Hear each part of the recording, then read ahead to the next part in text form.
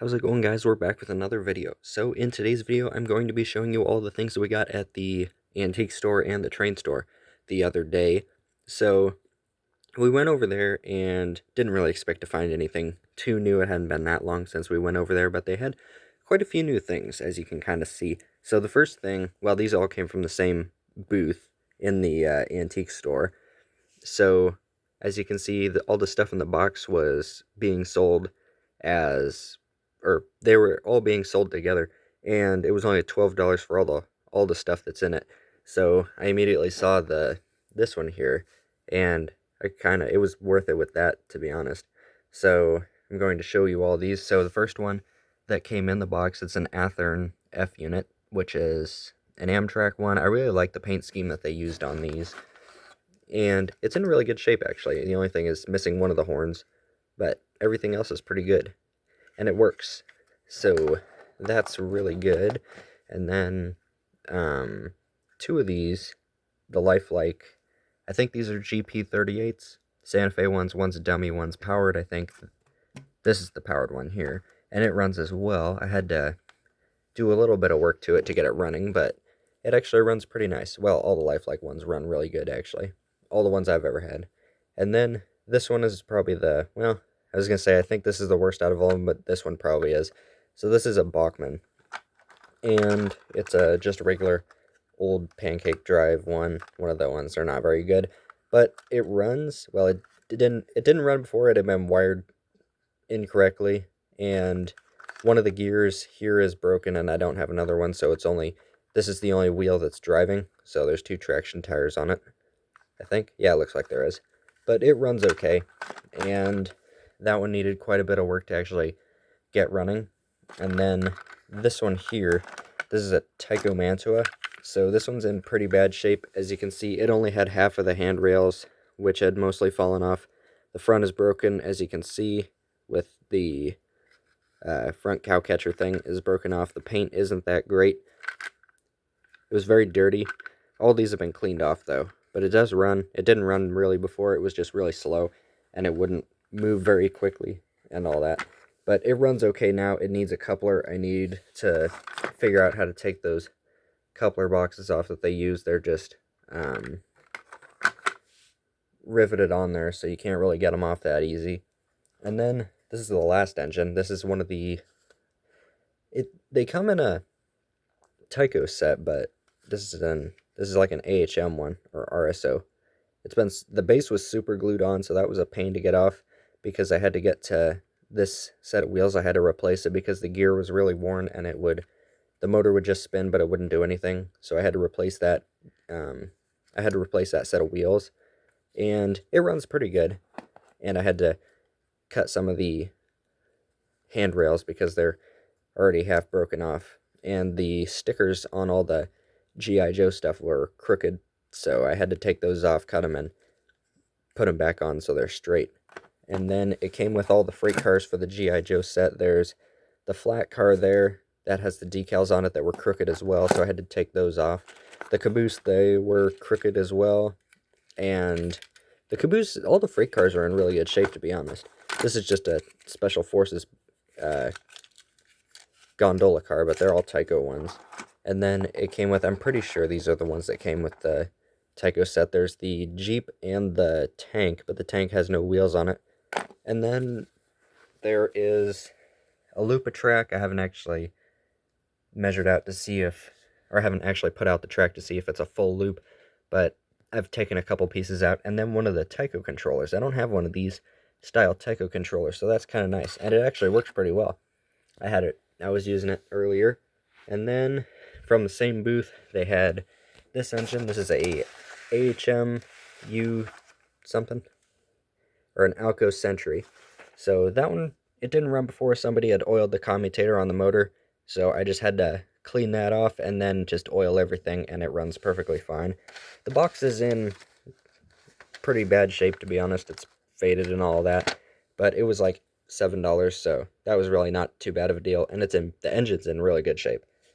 And then this is a Tyco Ajax covered hopper. The box is in really good shape on this one, which is kind of interesting compared to the engine there. how it's not in very good shape. But the freight car I don't think has ever been used. I put some oil on the wheels just to make it roll better, and it rolls very nice. But really neat how the box is in such good shape. Don't have too many Tyco boxes like this. And as you can see, all the details on the back of the box. That was like $5, so it wasn't too bad. But those were all the things from the antique store, so it was only like 20-something bucks to get everything. And then over here is all the stuff from the train store. So over here, which is one of the most interesting things, they had on their consignment table a bunch of new freight cars, couple engines, and this was one of them. This is an old Varney one. It's an SW2000 or something, but it's an all-metal thing. The motor works in it, but it doesn't run on the track, so it's going to need to have quite a bit of work done to it, and it's pretty dirty and everything. It's a really nice engine. All the Varney ones are pretty nice. And then I got some of this stuff to make traction tires, Bullfrog's nut. Everybody says it works pretty well, so I got it for mostly the N-scale engines because you can't find any N-scale traction tires for a good price, really. And then a bag of stuff that was like $5, and it just has a bunch of different parts and stuff in it. There's a lot of parts for couplers, boxcar sides. There's some sets of wheels, which are these. There's Union Pacific decals, and just a bunch of other random pieces that can be used on freight cars. Springs, a lot of things that would be really good for freight car kits and that kind of stuff. And then my brother, he got this. This is a thing of gravel, so we'll use that on the layout. And then I got this. This is $5 as well. It's a wooden boxcar. Well, it's got a wooden boxcar kit in it that's mostly put together, and then one of the Roundhouse caboose kits. But the bad thing about it is every piece pretty much has zinc rod on it, so it's not going to be very good to put together, really. I don't think it's going to be worth working on it, actually. There's the caboose. One of the nice looking ones, too, and you can see the sides, but all the sides are bent, so as you can kind of see. So when I tried bending the caboose side back, and it just broke in half right there. As you can see, I didn't even have to really put too much pressure on it. I just tried to bend it and it just snapped in half. And as you can see, all the pieces are bent and they have zinc rod on them. Well, this one you can't really tell, but if you look at the caboose top, you can see all of it right there. It's pretty bad, so I'm not really sure what I'm going to do with it, if I'm going to actually try and put it together or keep it fixed, because you can see this thing is all wavy. All the pieces are, really, and it's got all the sides, but as you can see how wavy this thing is too. So that's not going to bend out. But I do have this one. This is a wooden one, the Western Refrigerator line, so that's going to be a nice one. Green Bay Route, that's kind of a cool one. So far that's it. I'm going to test all the engines real quick. So first is that AHM engine, and it runs pretty good, nice and smooth. So that's a nice one. So here's the G.I. Joe switcher. That one runs pretty nice as well. Not too smooth compared to the other one that I've got. I've got another one of these switchers, but it's a nice looking one. I like the G.I. Joe set, is kind of interesting. Here's the Tyco Mantua one. If I can get couplers on it, then I'll probably just use it as an engine, but if I can't, I might just use it for parts. The motor does work pretty well in it.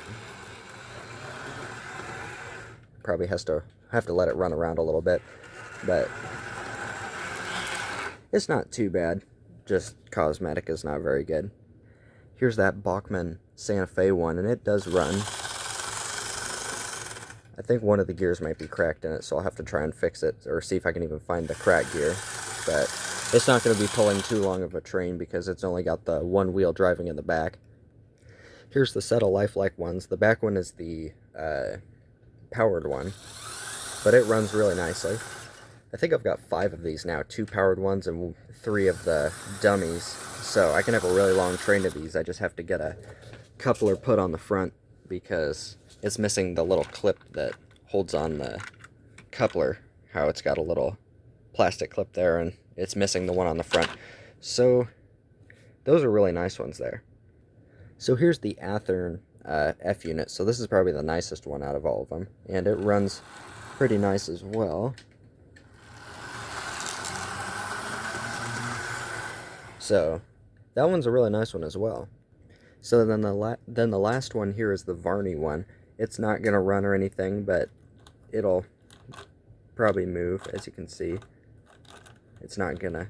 I think the motor's pretty stiff, and the wires need to be reconnected because somebody's put a new wire in it, and it's, I think, hitting the gear on the inside. So that one's gonna need some work.